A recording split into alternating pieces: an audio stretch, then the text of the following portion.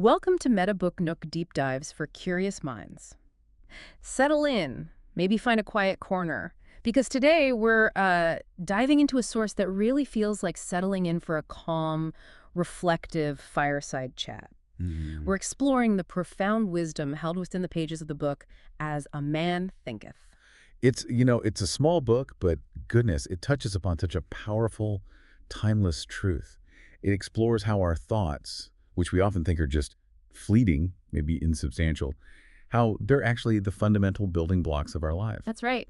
And the core premise it lays out is, well, it's beautifully simple, but just deeply impactful. You are essentially the weaver of your own life. Yeah. Your thoughts aren't just sort of happening to you. They are actively shaping who you become and, well, the entire world you experience around you. And the book isn't trying to give you all the answers necessarily. It's more, like you said, offering these potent suggestions, these insights designed to help you uncover this truth for yourself, that you really are the maker of yourself. It's kind of an invitation. Okay, let's unpack this foundational idea then. The book's title, it comes from that central quote. As a man thinketh in his heart, so is he. Right. And the insight here isn't just that thoughts matter a little bit, but that this truth, it touches every single area of life. It does, profoundly. Think of it like a seed in a plant, maybe. Every action you take, every decision, even the ones that feel totally spontaneous, it all began as a tiny thought seed planted in your mind. Without that initial seed, the action just wouldn't bloom. So the actions are like the flowers or the fruits that eventually show up from these thought seeds. Precisely. And the result, whether it brings you joy or, well, sorrow, it depends entirely on the nature of the seed you planted in the first place. It's presented as a direct law of cause and effect, as reliable as, say, a farmer reaping the crop they sowed. The book also uses that wonderful weaver analogy, which I find really helpful. Your mind is like a loom, constantly weaving this intricate inner fabric of your character and also the tangible outer fabric of your circumstances, all from the threads of your thoughts. That analogy really highlights our agency, doesn't it? Yeah. It suggests that if you look at the patterns you've woven before, maybe patterns of difficulty or disappointment, it wasn't just random chance. Right. It was woven from certain thought threads. But the powerful part is, you hold the shuttle now. You can consciously choose different threads, more positive, empowering thoughts, and start weaving completely new patterns. It reminds me of that simple story the book shares about Maya and the old man by the well. She felt completely trapped, overwhelmed by her circumstances and just poured out her troubles. Yes, and he didn't just offer, easy platitudes.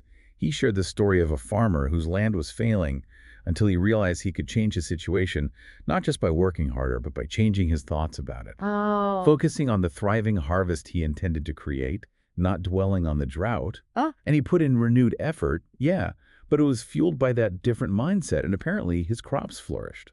And Maya had that powerful moment of realization, seeing her own situation mirrored in the farmer's. She saw she could shift her entire life just by shifting her mindset, just like he did.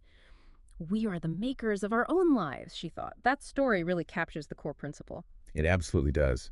And this understanding leads us right into the book's exploration of how deeply our thoughts shape both our character, who we are inside, and our external circumstances, the world we actually experience.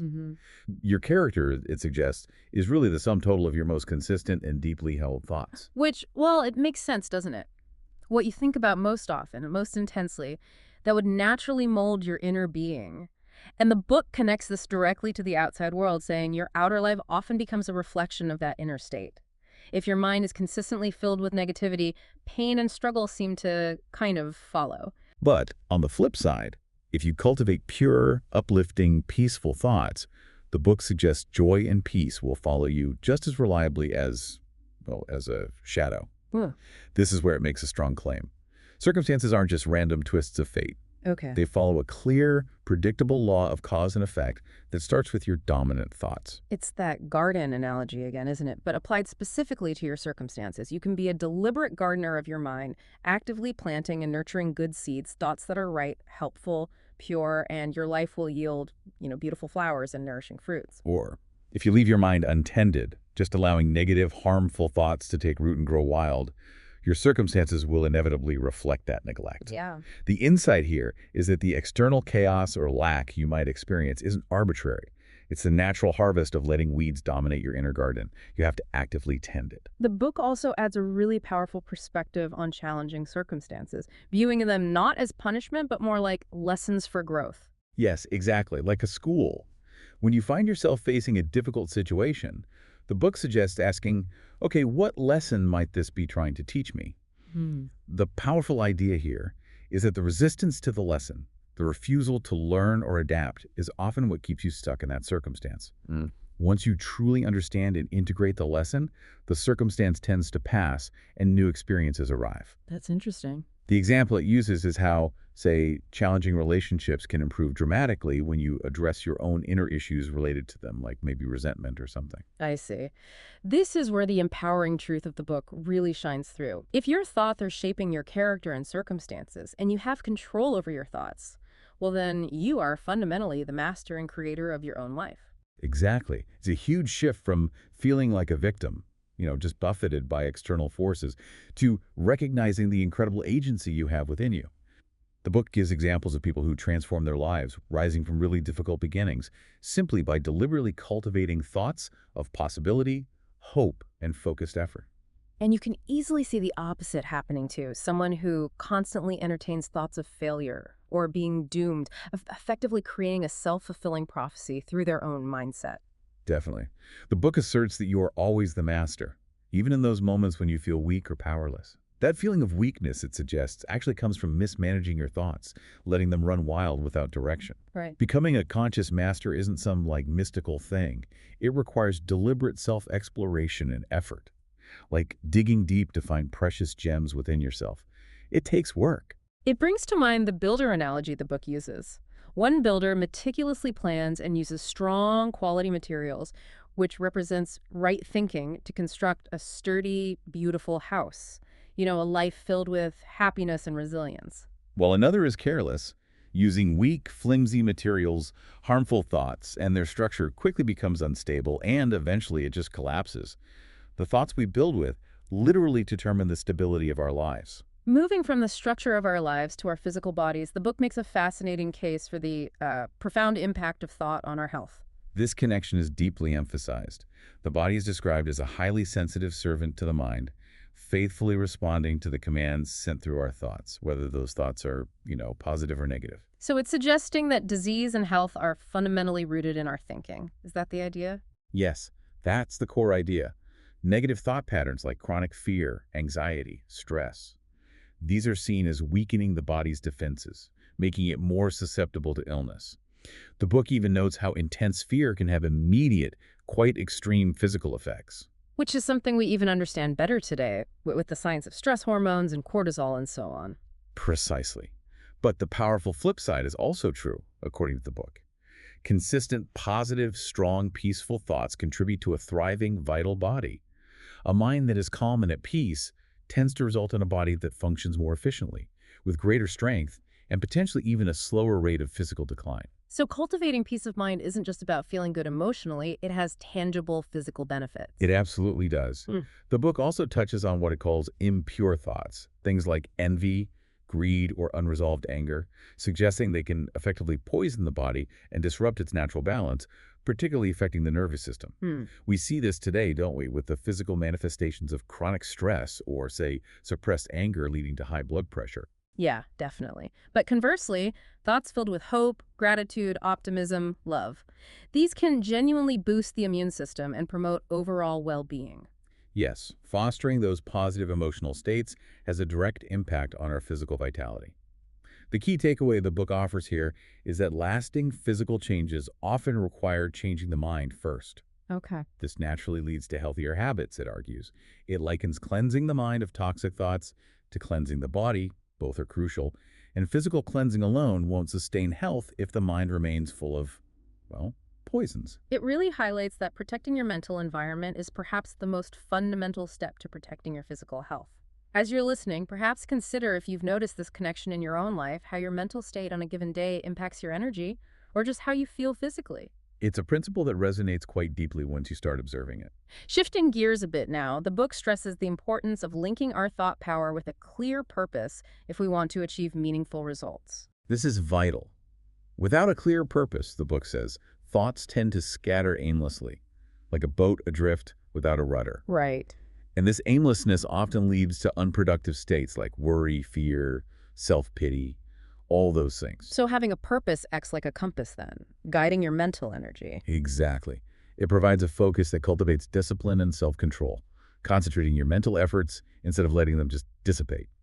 The book even notes that dedicating yourself to doing small, everyday duties with care helps build the discipline needed for pursuing larger goals.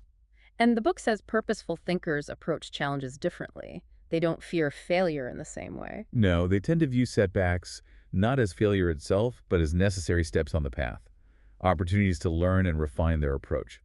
Much like an athlete improves through repeated practice and overcoming errors, right? Success, the book suggests, isn't born from luck, but from consistent mental and physical effort aligned with that purpose. So doubt and fear are the real obstacles here, not necessarily the external challenges themselves. Precisely. Doubt and fear, they just drain energy and paralyze action.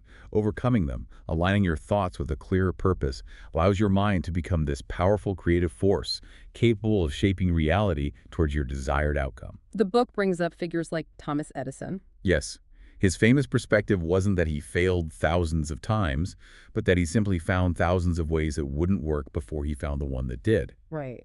His purposeful thinking and refusal to yield to doubt were key.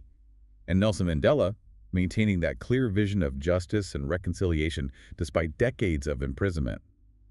That's another profound example of purposeful thought overcoming immense negative circumstances. It's clear that achieving anything meaningful, whether it's personal or on a grand scale, requires this conscious linking of thought and purpose. As you think about your own goals, big or small, what role does a clear purpose play in keeping your thoughts focused, It's really the engine that drives the whole mental process forward. Building on purpose, the book speaks beautifully about the power of visions and ideals. It has a lovely line, something like calling dreamers the saviors of the world, suggesting humanity is upheld and driven forward by the beautiful visions and high ideals that individuals carry within them.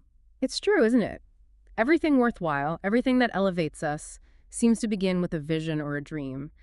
The book encourages us to cherish the beauty, the music, the noble thoughts that inspire us, seeing them as the very seeds of our future happiness and success. Like the student holding on to the vision of becoming a doctor, using that image to fuel years of challenging study. The book suggests that when you align yourself with a higher ideal and really commit to working towards it, forces seem to align to support you. Interesting. They point to figures like Columbus, Copernicus, Buddha, people whose powerful visions literally reshaped the world's understanding. So our personal dreams aren't just like idle fantasies.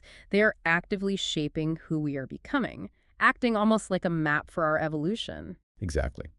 The most remarkable achievements we know of started as what might have seemed like impossible dreams, right? The Wright brothers daring to fly, Martin Luther King Jr.'s vision of equality. They held onto those visions with just unwavering belief. There's a particularly powerful example in the book about a young person born into poverty with, no apparent opportunities. Yes, and yet this person held a fierce inner vision of intelligence, beauty, and grace. By cultivating that inner vision, feeding those thoughts and ideals, they gradually outgrew their limiting external environment. Wow. Their inner world transformed first, and eventually, new circumstances and opportunities arose that were a direct match for the person they had become internally. Years later, the book says that individual was accomplished, influential, a guiding light, having manifested the vision they held onto so fiercely inside. It really makes you question what people often label as luck, doesn't it? It really does. The book suggests that those who don't look deeply see success as simply luck, fortune, or chance. They failed to see the immense inner work, the hardships endured, the failures overcome, the sacrifices made, the persistent, often unseen efforts that are the true foundation of achievement. Right. Success isn't just a random event. It's the inevitable product of determination, perseverance, and effort, all fueled by a strong inner vision. What you glorify and hold dear in your mind, your visions, your ideals, truly becomes the foundation upon which your life is built. Which leads us beautifully to the final section the book explores, the jewel of serenity. Ah, yes. The book describes calmness of mind, serenity, as one of the most beautiful and valuable jewels of wisdom one can attain. It's not something you just stumble upon, though. No. It's the result of long, patient self-control and deep understanding yourself and others as being shaped by thought. And achieving this serenity allows you to let go of so much unnecessary worry and remain steady even when things are chaotic outside. Yes. A calm person is better able to control their emotional responses, navigate challenges effectively, and adapt harmoniously with others. The book argues that this inner peace actually increases your effectiveness, your success, and your influence in the world. Calm individuals are naturally respected and loved, offering a sense of stability, like a shade-giving tree or a protective rock. It's important to note, though, the book emphasizes this isn't about being passive or indifferent, right? Absolutely not. Serenity is presented as an active, conscious choice to maintain inner peace regardless of what's happening externally. It requires ongoing self-awareness, often cultivated through practices like mindfulness or reflection. It's about not letting negative emotions like anger, jealousy, hopelessness erode your inner peace and spoil the beauty of life. Uncontrolled emotions, as the book says, simply create inner and outer chaos. It leads to poor decisions. But the book reassures us that this state of peace is attainable no matter your current circumstances. You find it by deliberately taking charge of your thoughts, much like a ship's captain steering the vessel through turbulent waters. It speaks of a commanding master within each of us that knows this peace, and the journey is about waking that part up, strengthening it. The book offers practical steps too, doesn't it? Things like consciously practicing mindfulness, setting clear intentions, reflecting on the consequences of thoughts, cultivating gratitude, maybe seeking support. Yes, and the examples are relatable. The calm leader navigating a crisis, the patient parent responding with understanding instead of reacting, the focused student managing their study time effectively. Cultivating self-control is presented as a vital strength, leading to mastery over your inner world, clearer thinking, and ultimately sounder decisions. Regularly reminding yourself, your heart, to be still, perhaps by saying, "Peace be still," inwardly, as the book suggests, can be a powerful practice for cultivating that serenity. So bringing all these threads together then, our deep dive into the book really shows just how fundamental our thoughts truly are. They don't just pass through us. They actively shape our character, define our circumstances, influence our health, determine our capacity for achievement, illuminate our dreams, and ultimately lead us towards or away from a state of serenity. The core message is just powerfully empowering. You hold incredible creative power within your own mind.